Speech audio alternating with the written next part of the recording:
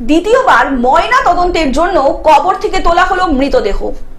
দ্বিতীয়বারের ময়না তদন্তের জন্য কবর থেকে তোলা হলো একটি শিশুর মৃতদেহ। রবিবার ত্রিবেণীর শ্মশানঘাটে পুলিশ প্রশাসনের উপস্থিতিতে কবর থেকে সঞ্চিতার দেহ তুলে বর্ধমান মেডিকেল কলেজ হাসপাতালে পাঠানো হয়।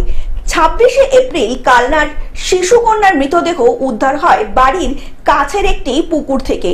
হাসপাতালে ময়না তদন্তের পরে ত্রিবেণীর শ্মশানঘাটে দেহটি কবর দেওয়া হয়, কিন্তু পারিপার্শ্বিক পরিস্থিতিতে পরিবারের মধ্যে সন্দেহের দানা বাঁধে।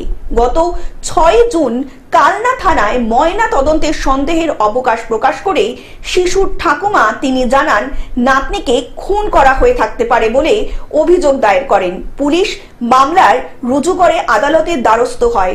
16 তারিখ আদালত ম্যাজিস্ট্রেটের উপস্থিতিতে ফের ময়না তদন্তের নির্দেশ দেন। এখন দেখার বিষয় এটি সত্যিই কি জলে ডুবে মৃত্যু নাকি অন্য কোনো রহস্য রয়েছে এর মধ্যে। পেটে জল নেই, মুখটা একদম স্বাভাবিক আছে, মাথার চুলগুলো একদিকটা নিচে একদিকটা শুকনো, এগুলো আর পরনে প্যান্টটা নেই, হাতে পায়ে যে সমস্ত অলঙ্কার ছিল মুকুট, হাতের ছুরি, গলার হাত সব আছে। তো সেগুলো আমার মনে একটা সন্দেহ দেখা। তখন জানতাম না যে কালনা হসপিটালে কোনো বিশেষজ্ঞ ডাক্তার পোস্টমর্টম নেই। হুগলি থেকে রাজকুমার প্রসাদের রিপোর্ট, গ্লোব নিউজ। এখন থেকে গ্লোব টিভি দেখুন আপনার স্মার্টফোনেও। গুগল প্লে স্টোর অথবা অ্যাপল স্টোর থেকে ডাউনলোড করুন গ্লোব টিভি লাইভ অ্যাপ। এছাড়া জিও টিভি অ্যাপ থেকে দেখুন গ্লোব টিভি লাইভ।